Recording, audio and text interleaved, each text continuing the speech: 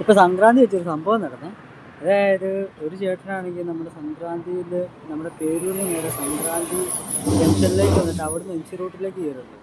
അതായത് one way road തെറ്റിച്ചിട്ട് പുള്ളി night headlight പോലും ഇല്ലാതെ നേരെ വലത്തോട്ട് കയറ്റി വെച്ചു.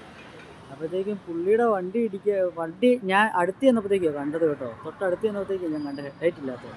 ഞാൻ കയറി ചെന്നപ്പോഴത്തേക്കും പുള്ളി വരുന്നതുകൊണ്ട് ഞാൻ ഇടത്തോട്ട് മുമ്പ് ഇങ്ങനെ ഒറ്റ മടക്ക് മുടക്കിയിട്ട് പെട്ടെന്ന് വലത്തോട്ട് മുടക്കിയിട്ട് ഇങ്ങനെ നേരെ കയറി വരിക. അപ്പോഴത്തേക്കും കോട്ടയം ഭാഗത്തു നിന്ന് സംക്രാന്തി ജംഗ്ഷനിലേക്ക് ആ ജംഗ്ഷനിൽ വന്നിട്ട് നേരെ പേരൂർക്ക് തിരിയാൻ വേണ്ടിയിട്ടുള്ള റോഡില്ലേ, ആ റോഡ് തിരിയാൻ വന്ന ഒരു കാറ് ഒരച്ഛനും വന്നു. അവർ നോക്കിയിട്ട് എന്നാ കാണിക്കുമോ ഇങ്ങനെ ചോദിച്ചു. അപ്പോഴത്തേക്ക് ഞാൻ പറഞ്ഞു വണ്ടി എടുത്തുകൊണ്ട് പോകാൻ പറഞ്ഞു. കാരണം എന്താണെന്ന് വെച്ചാൽ അവർ കാണുന്ന ഭാഗം എന്ന് പറഞ്ഞാൽ ആ പുള്ളി ഹെഡ്ലൈറ്റൊക്കെ ഇട്ടുകൊണ്ട് വന്നിട്ടുണ്ട്, അല്ലെങ്കിൽ ആ പുള്ളിയുടെ ഫ്രണ്ടിൽ ഞാൻ ചുമ്മാ കയറി ഇങ്ങനെ ഷോ കാണിച്ച് ഇങ്ങനെ മടക്കിയതാണെന്നാണ് അവരുടെ വിചാരം. അപ്പം എനിക്കും ആ പുള്ളിക്കും എൻ്റെ സൈഡിൽ വന്നവർക്കും മാത്രമേ അറിയത്തുള്ളൂ.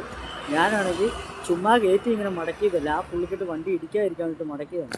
അപ്പോഴത്തേക്കും നമ്മളൊരു കാര്യം ചിന്തിക്കേണ്ട കാര്യം ഞാൻ ഇപ്പോൾ പറഞ്ഞത് എന്നാന്ന് വെച്ചാൽ, നമ്മൾ ഒരു കാര്യം സംഭവിച്ചു കഴിഞ്ഞു കഴിഞ്ഞാൽ, അതായത് ഒരു കാര്യം സംഭവിച്ചു കഴിഞ്ഞാൽ അതിന് ഒരു വശവുമുണ്ട്, അതുപോലെ തന്നെ ഒരു എതിർവശവുമുണ്ട്. പറഞ്ഞ് മനസ്സിലായോ? എന്ത് കാരണം വന്നെന്ന് പറയാൻ പോലും ഇപ്പം ഒരു ഭാഗത്തു നിന്ന് ചിന്തിക്കാൻ നേരത്ത് അതിനൊരു ഭാഗമുണ്ട്, പക്ഷെ മറുവശത്തു നിന്ന് വായിച്ചാൽ അവിടെ ഒരു പോസിറ്റീവ് ഉണ്ട്. അതായത് കാര്യം പറയാൻ രണ്ടുപേരുടെ ഭാഗത്ത് പോസിറ്റീവ് ഉണ്ട്.